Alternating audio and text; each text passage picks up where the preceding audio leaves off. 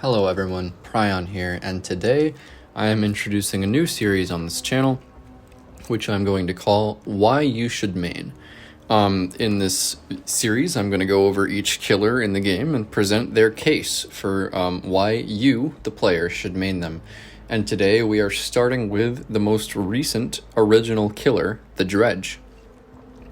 Now, I won't lie, I'm a little bit biased. I've been playing a lot of the Dredge recently, and there are a lot of reasons for that. So let's get right into it. The first and simplest reason why you should play the Dredge is that he's free to unlock. He is not a licensed killer. Behavior came up with him all on their own, and you can unlock him for free right now with iridescent shards. Secondly, I'm going to just explain the Dredge's power for anybody who is unfamiliar or hasn't played him before. So his power is called Reign of Darkness, and it has two parts. The first part is called the Gloaming, and the second part is Nightfall. So first I'll explain the Gloaming. You press and hold the power button to activate it. Once activated, you leave a remnant behind where you were. You continue holding the power button to keep the remnant there. You aim at a locker and press the ability button again to teleport into it, or press the basic attack button to return to your remnant. The remnant goes away if you teleport to a locker or if a survivor touches it. While you're in a locker, you can aim at other lockers and teleport again. You get 3 of these. Exiting the locker activates the cooldown, so does returning to the remnant. Survivors can lock the lockers, which is how you know you're playing against the Dredge if there's locks on the lockers. The Dredge can break locks by either exiting the locker or basic attacking them. Now, Nightfall. The Nightfall meter builds whenever a healthy survivor is injured, any survivor is hooked, or the teleport power is used. You can also build Nightfall faster by simply sitting in a locker. The Nightfall meter also fills faster for each survivor that is injured. Once the meter is full, Nightfall begins, and the entire map is covered in darkness. The Dredge's teleport becomes more than twice as fast, honestly, and has a very short cooldown. He has no terror radius, and survivors can only see about 15 meters around them. Also, the entire map is covered in the Dredge's ambient noise, which I'll get to in a little bit. Nightfall lasts 60 seconds without add-ons. Alright, so that is a pretty complicated power, but once you get into it, it's really not that hard to understand. And that is the first part of why I think you should main the Dredge in Dead by Daylight, is that I consider him kind of a bridge killer.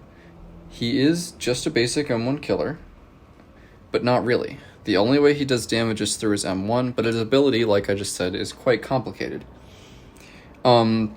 His remnant system is very simple, but it's a very consistent anti-loop. You can place the remnant anywhere on the loop and try to force the survivor towards it, and then mind game to see if they'll try to run back towards your actual body or into the remnant, and then you teleport back to it and hit them. Preferably, you want to place the remnant near or at the pallet on the loop, or window, or whatever it is. And, yeah, so that's sort of how you anti-loop with the Dredge. Moving on, he has insane map mobility. Like, the ability to teleport to any locker on the map. Yes, it's a little bit slow when it's not in Nightfall, but there is a good add-on that addresses that problem. It is hamstringed a little bit by bad locker spawns on certain maps, but I've found that this doesn't happen very often. When it does, it kind of sucks. Maybe there's like a gen that you won't be able to teleport towards, but it doesn't happen very often. They beefed up the locker spawns when they released the Dredge, and it shows. Alright, so moving away from the Dredge's gameplay, I want to talk about his thematics. The Dredge is probably, I would say, the coolest thematic killer that they have released in Dead by Daylight. Not including like the licensed ones that some people might be biased towards because they played that game or loved that movie, etc. But this is the first unlicensed monster killer they've released, and they really knock it out of the park here. I understand if you're too scared of him and you can't play him, but it's pretty clear from reading the Dredge's lore and listening to his sort of in-game sound effects that he was inspired by the Jonestown Massacre, which, if you don't know, was an event that happened in the 60s and 70s, I believe, in America, where Southern preacher Jim Jones created his own church, lured in the poor and downtrodden Americans. They joined his church. Somehow along the way, it turned into a cult. Then he became a communist and flew everybody to South America, where he locked them into a commune and eventually forced them all to commit mass suicide. Sounds a lot like the Dredge's lore, doesn't it? Well, there's even more to it than that. The final moments of his colony that was called Jonestown, hence the name Jonestown Massacre, were all tape recorded. In this, you can hear, I don't recommend listening to it, by the way, but I've listened to it, and you can hear all of the people there screaming and crying as they realize that they've all just drank poison. And that is what the Dredge's Nightfall sounds like. I was struck by that as soon as the killer released. So even though I play him a lot, when I play against him, it's always tense. Even though I know what Nightfall is, and I know about where he's going to be coming from, just the extra thought that went into the sound design is very haunting, always unsettling. Just even combined with his appearance and the animation of him. Yeah. So, thematically, incredible. Maybe you disagree, that is kind of a subjective thing, but I really believe in that. So, moving on. Nightfall is kind of like a built-in snowball ability for the Dredge. What I'm getting at here is that he has a lot of tools at his disposal. Nightfall can catch off guard even the most veteran survivors.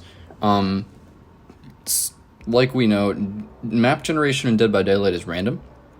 The only way to really counter Nightfall is to run windows of opportunity. And even if a survivor knows the map that they're on really, really well, they may not know exactly which tiles are in which place. So there's always the chance that somebody will just run into something during Nightfall or think that they're hidden when they're really not, because it is very useful that all the survivors light up bright white during Nightfall. It's great for tracking. You can see them from afar, but they can't see you.